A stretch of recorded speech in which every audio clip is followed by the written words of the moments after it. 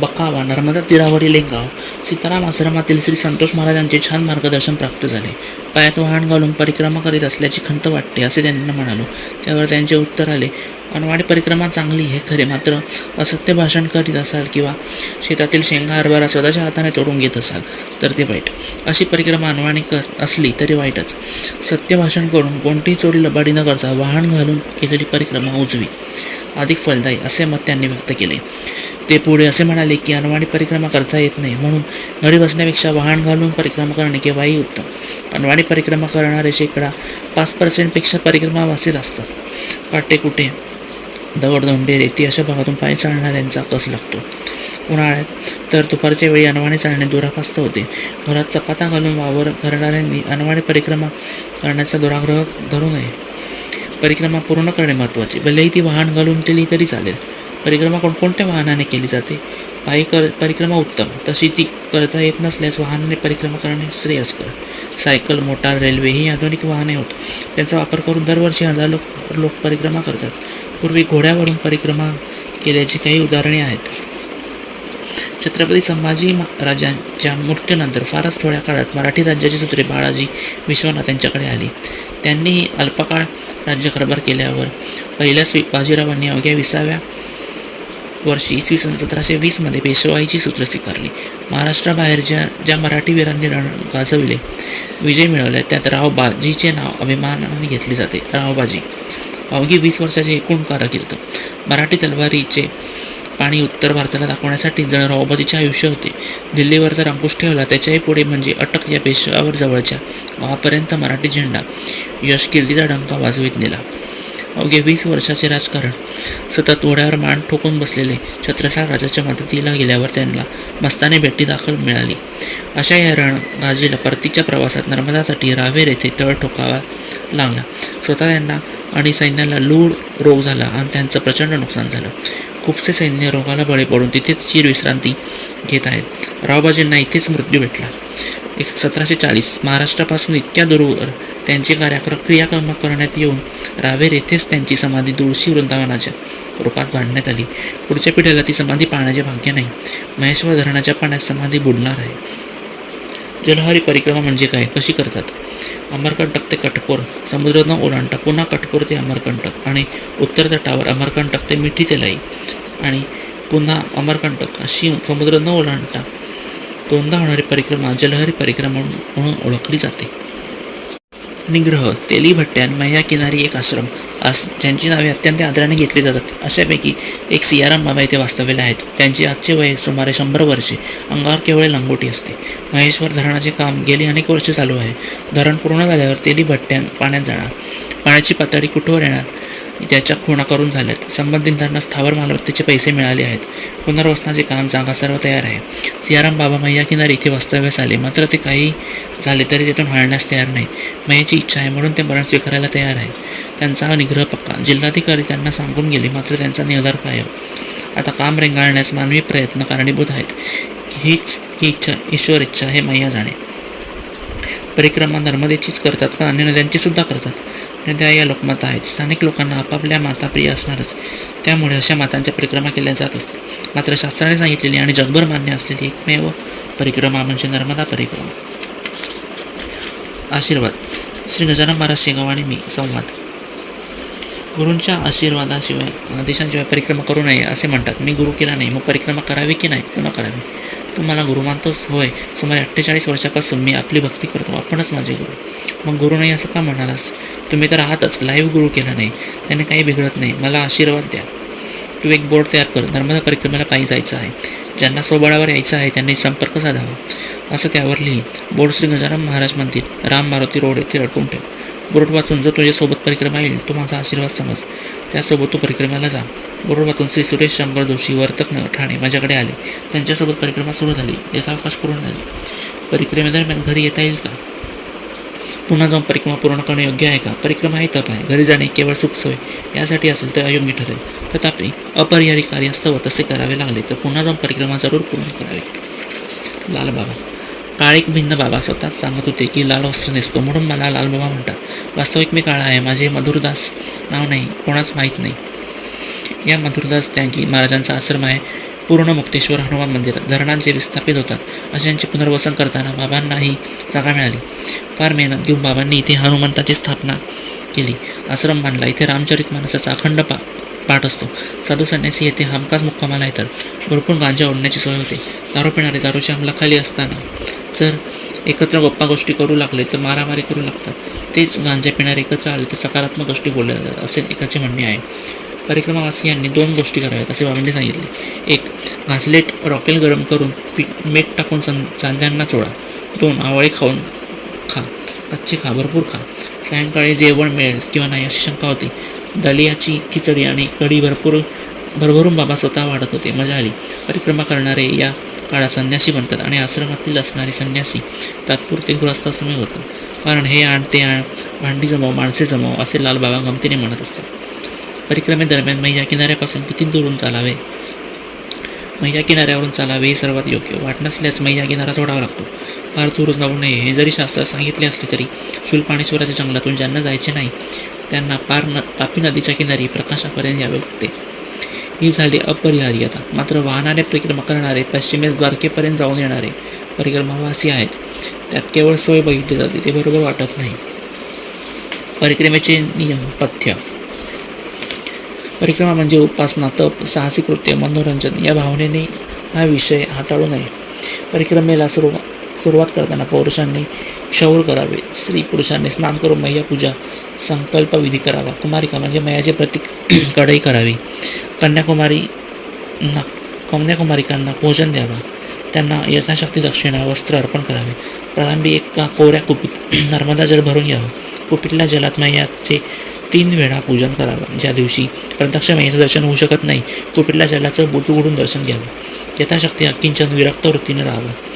या नियमांचं पालन करावे. सर्वांशी नम्रपणे वागावं. उपासना, जप, अनुष्ठान परिक्रमेदरम्यान चालू ठेवावी. भिक्षावृत्तीने राहावं. गरजेनुसार स्वहस्ते पाकसिद्धी करावी. लाकूड गोळा करून आणणे, चूल पेटवणे, भांडी घासणे ओघाने आलेच. मैया आपली आराध्य देवता या भावनेने आणि मर्यादेने आपण आचरण ठेवावं. मैयात अशुद्ध वस्तू टाकू नये. तोंड धुणं, चूळ भरणं इत्यादी क्रिया थोड्या अंतरावर जाऊन कराव्यात. मैयात स्नान करताना, कपडे पिळून काढताना साबणाचा वापर वर्ज्य करावा. परिक्रमा आणि परिभ्रमण यात फरक तो काय? आस्तिक करतो तो परिक्रमा, नास्तिक करतो ते परिभ्रमण. परिक्रियेचे नियम, पथ्य. 2. एक वेळ जेवण, फलाहार आपल्या क्षमतेनुसार अवलंब करावा. बरोबरच्या लोकांसोबत गरजे इतकेच बोलावं. अधिक काळ जप करावा. मौन पाळावं. नदीची धार प्रवाह कुठेही ओलांडली जाऊ नये यासाठी सदैव दक्ष राहावं.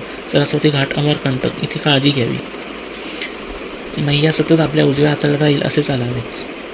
सर्वाधीच आपले ओळखपत्र व त्यावर जेथून परिक्रमा करणार त्या ग्रामपंचायत, नगरपालिकेचा शिक्का घ्यावा. त्यावर छायाचित्र असावे. आपल्या सोयीकरिता वेगळ्या वहीत ओळखपत्र चिकटवावे. ज्या ठिकाणी सदावर्त घ्याल, मुक्काम कराल तेथील सील घ्यावे. नर्मदे हर हा परवलीचा शब्द आहे. मैयाचा जय जयकार जप तोच आहे. तोच स्वागताचा शब्द, तोच निरोपाचा. नर्मदे हर अशी सुरुवात केली म्हणजे पुढचा संवाद सुखकर होतो. वेश कसा असावा? लुंगी, सदरा. स्त्रीसाठी पांढरी साडी. गुरुच्या आज्ञेविना केली म्हणून परिभ्रमण होईल का?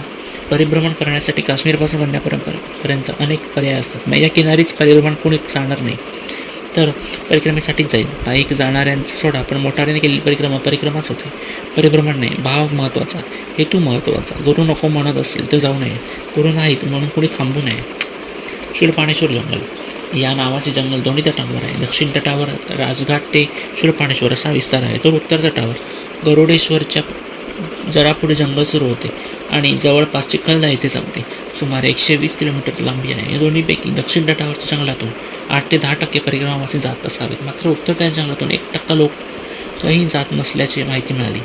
उत्तर तटावरील भिल्ल मारझोड करतात, पोलीस ठेवतात अशी माहिती मिळाली. दक्षिण तटावर जंगलात शिरण्यापूर्वी सामान जमा केल्यास उत्तर तटावर मिळण्याची सोय आहे. जंगलात जी गावे लागतात त्याची यादी अशी: राजघाट, भिलखेडा, चुनाभट्टी, कल्याणपुरा, पिछोटी, भामटा, जांगरवा, अवलदा, भवती, विरजासेन, बोरकट्टा, बोरखेडी, कुली, घोंगसा, सेमलेट, भादल, वडदा, सादरी, भमता, सावरिया, बिलगाव, चिखली, धडगाव, मोलकी, वडफळी, कडजी, मुखडी, गोरागाव. लुटमार होते ती कुली गावात. त्यापूर्वी येणाऱ्या बोरखेडी गावच्या श्री हिरालाल रावत यांची मदत घेतल्यास लुटण्याची भीती राहत नाही. तसेच श्री लखनगिरी महाराजांनी लुटण्याच्या पद्धतीला फार मोठा आळा घातला आहे. त्यांचा आश्रम कुली गावानंतर येणाऱ्या घोंगसा येथे आहे. त्यांच्याशी संपर्क झाल्यास लुटण्याची भीतीच राहत नाही. लुटले नाहीच तर उत्तम. तसे झाल्यास थंडीत स्वतःचे संरक्षण करावे आणि सातपुडा चढणे उतरणे या बाबी अपरिहार्य आहेत. आपली क्षमता आपल्यास शूलपाणेश्वर जंगलातून जरूर जावे. रणे हवीत का नको? 3 प्रकारची 3 उत्तरे असतात. लाभ क्षेत्रातील व्यक्ती होय हवीत. विस्थापित व्यक्ती नको, अजिबात नको. त्रयस्थ प्रत्येक प्रकरण अभ्यास करून ठरवणे योग्य होईल. गंमत. एका आश्रमात 3 महात्मे भेटले. त्या आश्रमाबाहेर छोटी मुलं खेळत होती. एक मारुती मोटार उभी होती आणि बजरंगदास महात्यागी म्हणाले, कोणाची बरं मुलं असतील आश्रमाबाहेर खेळणारी?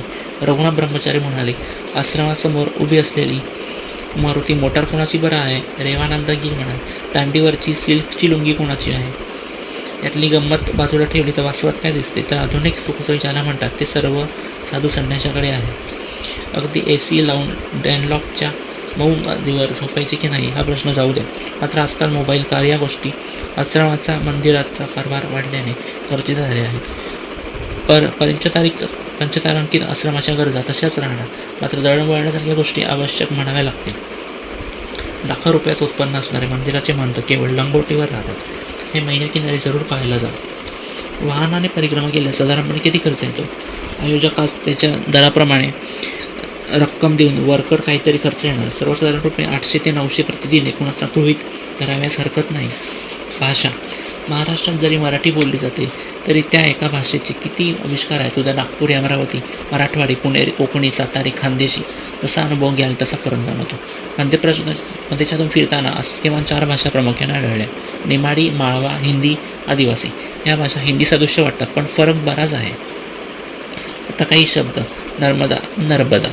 परिक्रमा, परिकम्मा. सदावर्त, सदाव्रत. पोळी, टिक्कर. मीठ, रामरस. तिखट, लंका. पायवाट, पगदंडी. पुरेपुरे जेवताना महापुराण. स्त्री, माताराम. सकाळचा प्रसाद, बालभोग. गाव जेवण, भंडारा. स्वयंपाकी, भंडारी. सामानाचा मुख्य, कोठारी. मही, ताक. डोकरी, वृद्ध स्त्री. मुडा, मुलगा. परिक्रमा करताना मुंडन करणे जरुरी आहे का?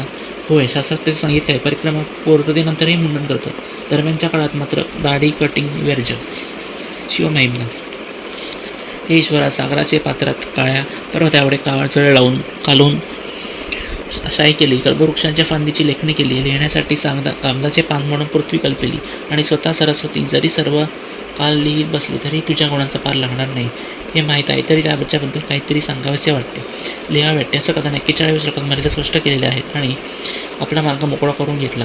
हे महेश्वरा, तुझे सत्वता खरे रूप मी जाणत नाही. खरेच तू कसा बरे आहेस? हे महादेवा, तू जसा असेल तसाच तुला माझा वारंवार नमस्कार असो.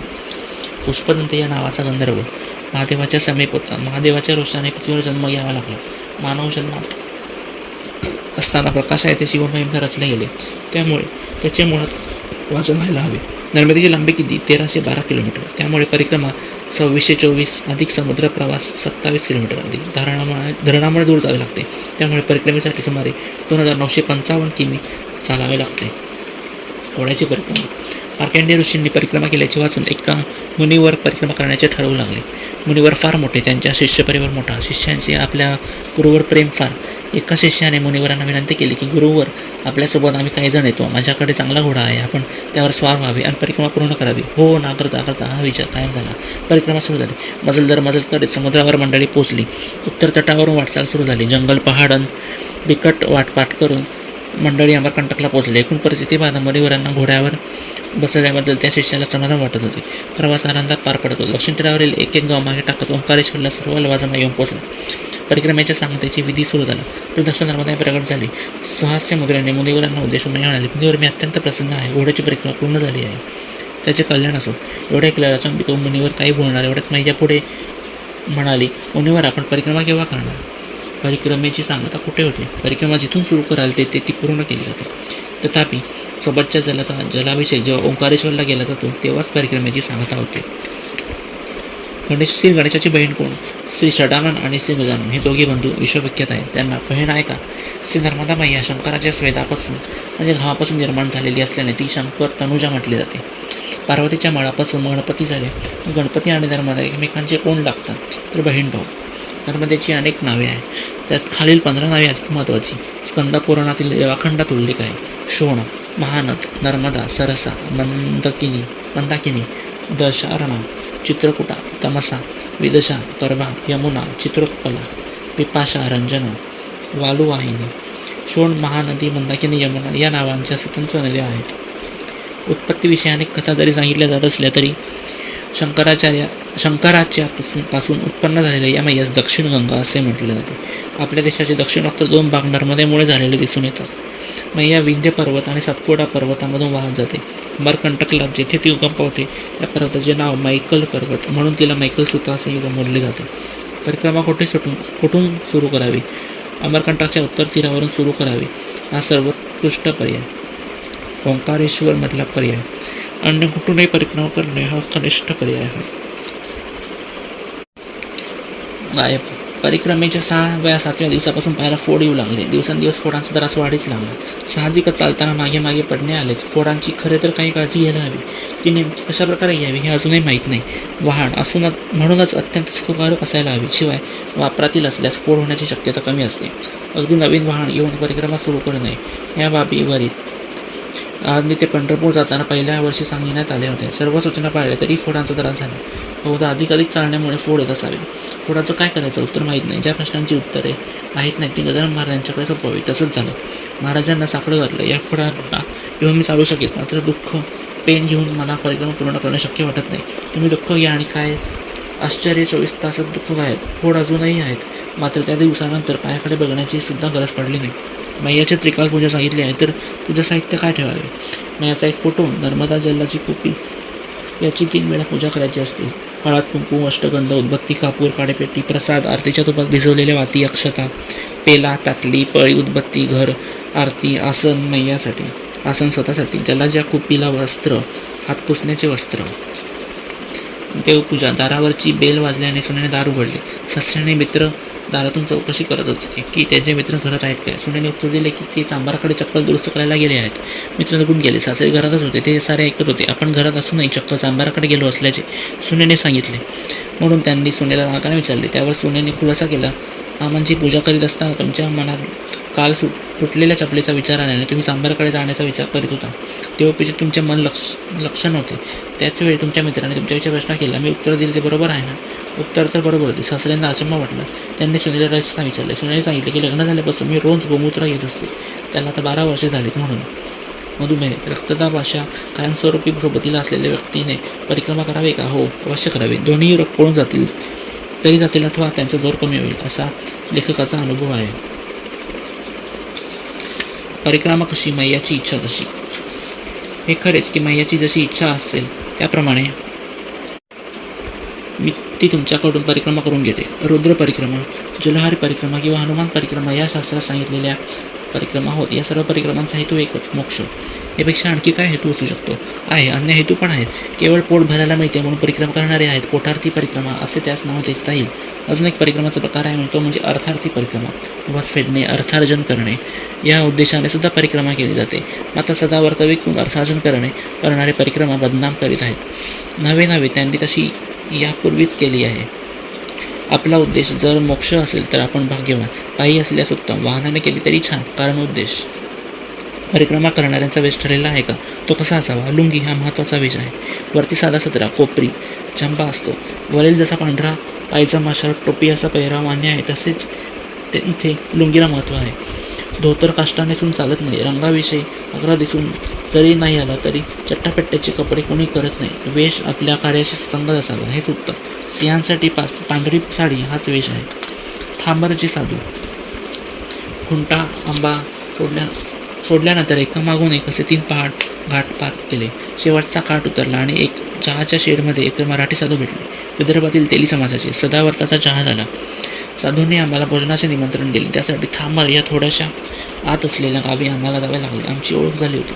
साधू त्यांचे विचार ऐकत होते. अतिशय स्पष्ट मोकळे विचार. शूलपाणेश्वराचे जंगलात आता टाकले. ठीक, नंतर एकदा तरी जंगलातून जाणे, त्याशिवाय परिक्रमेची पूर्ती नाही.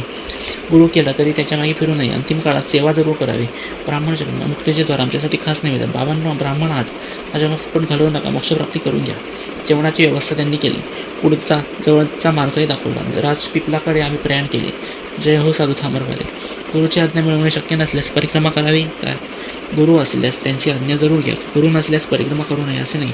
सत्पुरुषांचे आशीर्वाद मिळाल्यास उत्तम, अन्यथा श्री गजानन महाराज, शिगाव साईबाबा, गोंदवलेकर महाराज इत्यादी संतांच्या मंदिरांचं त्यांचे दर्शन घ्यावे आणि परिक्रमा सुरू करावी. आपल्या कुलदेवतेस विसरू नये. वाचवू नका. डेडियापारा ते अंकलेश्वर हे अंतर केवळ 58 किलोमीटर आहे. त्यासाठी 2 दिवस पुरतात. आम्ही डेडियापारा ते राजशिपला, शूलपाणेश्वर, तपोवन, पोईचा, शिशोधरा, वेणुग्राम, अंकलेश्वर असा 9 दिवसांच्या कालावधीत 208 किमी प्रवास केला. डेडियापाऱ्यावरून थेट अंकलेश्वरला गेल्यास 7 दिवस आणि 150 किमी वाचतील. मात्र असे करू नये. तसे केल्यास मैयाच्या दर्शनास मुकावे लागेल. परिक्रमावासियांचा उद्देश अंतर वाचवणे हा असू शकतो, मैयाला टाळणे असू शकत नाही. मग परिक्रमा ती कसली? हा तपशील नोंदवण्याचा उद्देश एकच. जर गरज पडली, एखादी व्यक्ती रोडपासून मागे पडली तर पर्यायी म्हणून हा मार्ग माहितीच असावा. मागे पडलेली व्यक्ती पुढे गेलेल्या सहकाऱ्यांना अशी वाटू शकेल. परिक्रमा कोणत्या वयात करावी? सर्वसाधारणपणे अध्यात्माच्या मार्गाला लागलेली म्हणजे निवृत्त झालेली माणसं परिक्रमा करताना दिसतात. सोय या दृष्टिकोनातून हे बरोबर आहे. तथापि परिक्रमा उतार वयात केली तर या जन्मी त्यांचे फायदे थोड्या कालावधीसाठी मिळतात. जर तरुण वयात परिक्रमा केली तर अधिक कालावधीसाठी याची तेही फायदा घेता येते. म्हणून परिक्रमा लवकरात लवकर करावी हेच योग्य.